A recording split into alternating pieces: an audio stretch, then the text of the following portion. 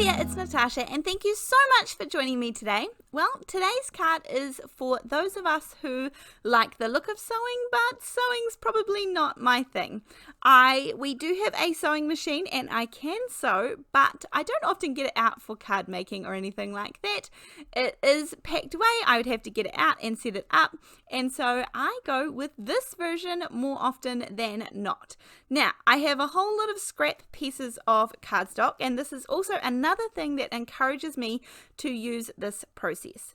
Now, I also have these mini stencils here. These are from Creative Expressions, and I really like that these are teeny tiny, and there's a few other things I like about them. One, all of them except the butterflies, but maybe the butterflies are patterns that are able to be repeated, because obviously these are very small, and so you might only just use one of the stencil, but if you need to make it bigger, we can repeat the patterns of all of them.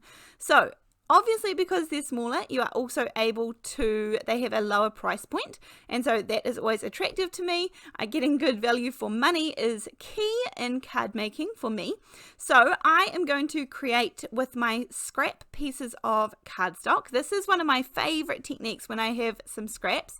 I am going to color all of these with some Distress Oxide inks. Now I'm going for all of the light-ish colors. This one is shaded lilac, and then I'm just using light-ish because I know I'm going to go over these again with the stencils. Now, shortcuts. Everybody loves shortcuts, so if you have colored cardstock scraps already, then you can skip this step. If you already have colored cardstock scraps, or if that's just what you want to use and you prefer to do that rather than getting inky like this, then go for gold. I deal a lot, I don't have a whole lot of colored cardstock, but I do deal a lot with white cardstock, and I often end up with a pile of scraps, and you know me, I like to conquer my piles of scraps. So once I have all of my little pieces colored here, and it doesn't matter if at this point I didn't really have a color scheme, I wasn't thinking about which colors would go together, I just wanted to have a range of colors at this point. So who else can relate to that feeling there, where you just push things a little bit further, a little bit wider on your craft space, just so that you can have space to do the actual thing that's in front of you. So I'm going to start off with this gorgeous little stencil here. This one is called Daisy Do, and of course these are mini stencils, and so you are able to repeat the pattern. For this one I chose the longer yellow piece, and I'm just coming in with some orange. I am going to need to repeat the pattern, so I just line it up and then keep going down, and we are good to go. So I think that is, I mean, I haven't looked into, or I haven't even tried to research or watch any of their videos around why they designed these small stencils, but I like them, and so I have been using them a little bit recently, and I decided that I liked them enough to use them in some videos, and so that's why they are here, because I actually think this is a really good concept. I like that they take up less room as well than bigger stencils, but of course they're not going to replace all stencils, but I like the fact that they can be repeated. This one here is called Diamond Trellis, which is relatively obvious. The butterfly ones is called Butterflies in Flight, and I used that one just before. This one actually here, I changed my mind. I was going to do it on the orangey red background, and I changed my mind. So this one here I've turned it on an angle just to get the most butterflies, and I actually end up not using this one just because I feel like this one is a little different from the other stencils I chose to use. This one here is called Weave It Alone. Weave It Alone, and again you can repeat this, which is perfect, and I really like this. I really like these gorgeous, simple, easy patterns. I believe they have even more of these. I don't have them all by any stretch of the imagination. These are just the ones that appealed to me, and I decided I would try them, see if I used them much, or see if they just kind of sat there and it was something I avoided, but no, I've been reaching for them lots, and yeah, I really like these. This one is called Brick Wall Small, and I think that goes nicely with the green. I wasn't worrying too much about colors or, you know, what they should be or could be. Now this one here is going to be one of the Crafters Workshop stencils. It is called Buffalo Plaid Square. This is an older stencil. I have no idea if it's still available, but really just use any stencils or even make your own out of die cuts, anything. You may even just have pattern papers that you want to use at this point. I was in the mood for making things pretty much from scratch. As I said, I had those white pieces of cardstock there that needed used up, so that was my go-to. Now, I have sped this piece up a little bit, but I'm also going to leave this in because I just want to show you that I don't decide things instantly and I don't always know how I want things to go. So this is me just fiddling around. I go back and forward. I change the pieces around. I want to make sure it's sort of easy because none of the patterns are the same. So I don't have to worry about anything being beside each other. But I do want to make sure that it doesn't look too symmetrical or too sort of planned out. I want them to look kind of random. I also need that whole background, the background there, the white piece of copy paper. That's just so that I can have everything glued down onto one area, one space.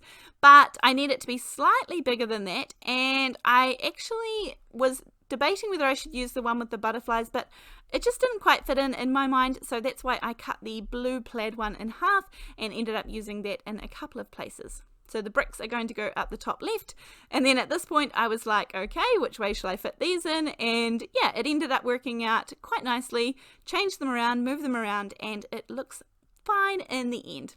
So I just add some liquid glue underneath. Of course, you could use some double-sided adhesive sheets. That would work fine too, but liquid glue for me means that I can move everything in place. So you saw me sort of try out a couple of different options, but I went back to my original one. Then I'm going to take an infinity die. These are the Hero Arts Infinity rectangle dies. I'm just taking one of these. You don't have to use a die here. You can just use a trimmer and cut a rectangle, that's for sure. Sometimes I just find that when I have bits and pieces like this, it helps if I use a die. It helps me keep things square or straight. Sometimes I can go a little bit skew if I use a trimmer, but either is fine, and I've done both in the past. Now this is the fun bit for me because this is where I get to trial out this stitching. So I'm sure that if you've been crafting for any amount of time, these are very popular. There are so many companies that do this type of stamp. This happens to be the one that I have from Elena Crafts, and there are lots of different options for, I'm not sure if they're meant to all be stitching or sewing, but that's what they look like to me. They look like borders, patterns, but I just want to show you a couple of things quickly. So the brown inks, as far as brown inks go, I am not one to give great advice because I don't have too many, but the ones I do have are the ones that I need. So here I really just want to show you the difference between the stamping ink. So the same stamp, but this first one was the VersaFine Clear. This is the color Pinecone. Now I'm going to use the Distress Oxide ink. So oxides are a kind of a hybrid in between dye and pigment inks. And although I'm not saying that they shouldn't be used for stamping, in my opinion, they just aren't the most crisp option for stamping. So I'm just showing you in comparison, not really the color comparison, but just sort of the crisp stamping results.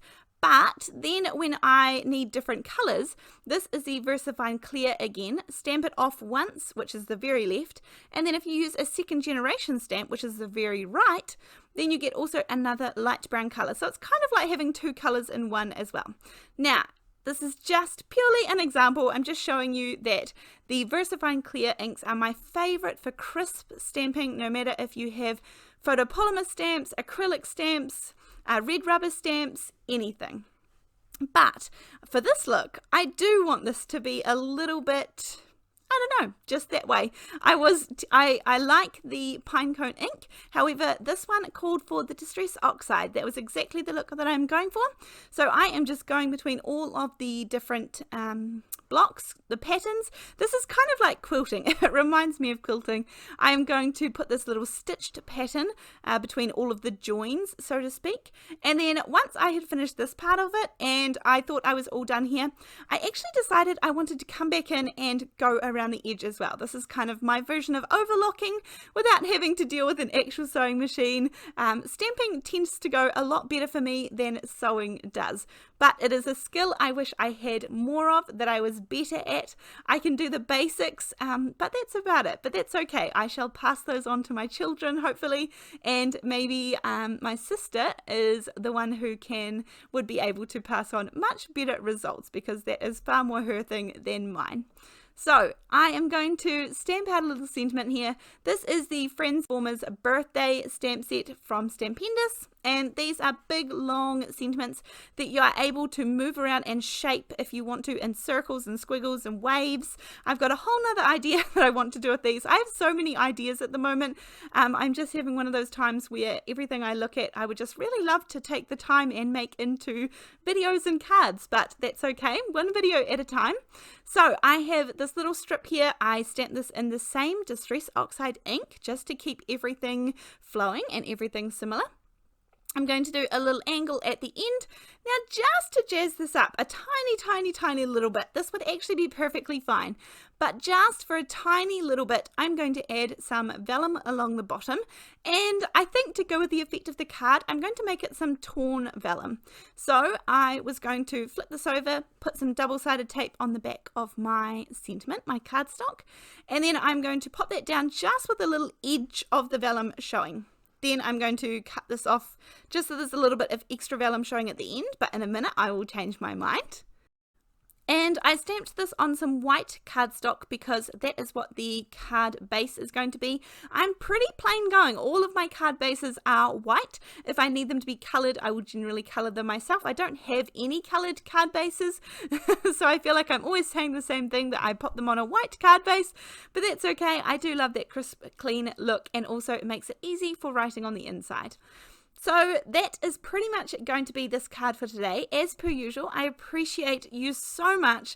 The likes, the thumbs up, the comments. Thank you all very much. I will have any of the supplies that I used today will be linked down below in case you want to check them out. I have lots of different shops that I have links to now, which is fantastic. And I also have a link to the Buy Me a Coffee in case you would like to support my videos and my channel, which I also greatly appreciate so much. But other than that, I hope you've enjoyed this quick, easy version of sewing, and I shall see you in the next video. Thanks.